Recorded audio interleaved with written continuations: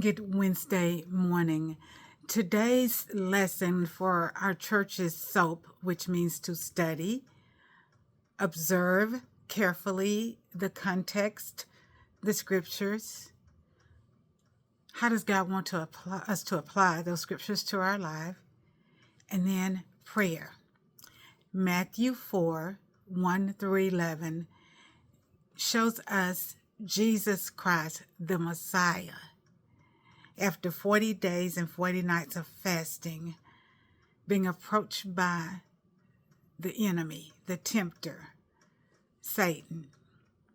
And he tries to appeal to hunger, desperate hunger. He tries to appeal to pride.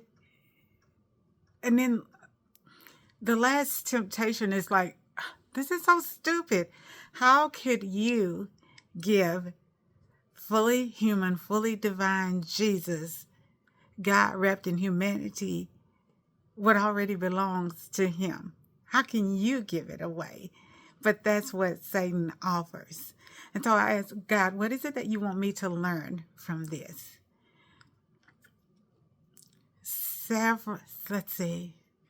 Rarely, I think number one, rarely does the enemy's temptations come in ugly packages.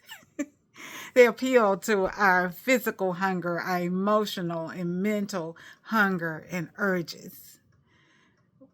What we see, the lust of the eye.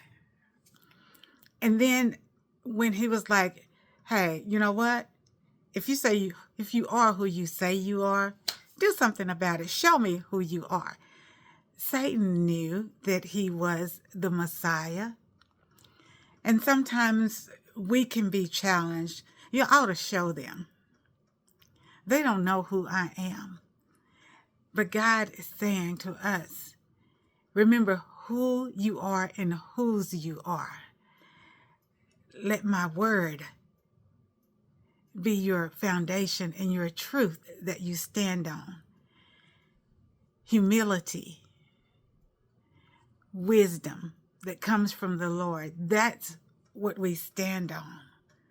The truth. Not falling to pride and selfish conceit as Satan wanted Jesus to do. Because he was appealing to the human side of him. It's like, look, I know I can get you. And in verse 8, when he's like, hey, I'll give you all of this if you just worship me. No, you can't give it to him because it doesn't belong to you.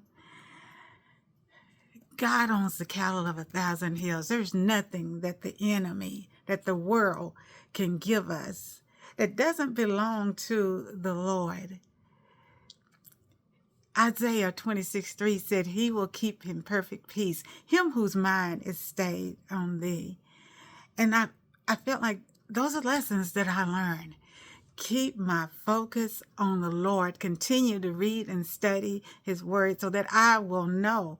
That's part of my armor, that sword of the Spirit, my shield of faith, my helmet of salvation that reminds me of who I am and whose I am. The breastplate of righteousness that God declared me righteous based on my confession and my belief in who Jesus is. My belt of truth, that I not only live the truth, speak the truth, but able to discern the truth. That's how we resist the tempter's snare. Matthew chapter 4, verses 1 through 11. I love you. God loves us. He so wants us to love one another. And God willing, I'll see you the next day. Have a wonderful Wednesday. Bye.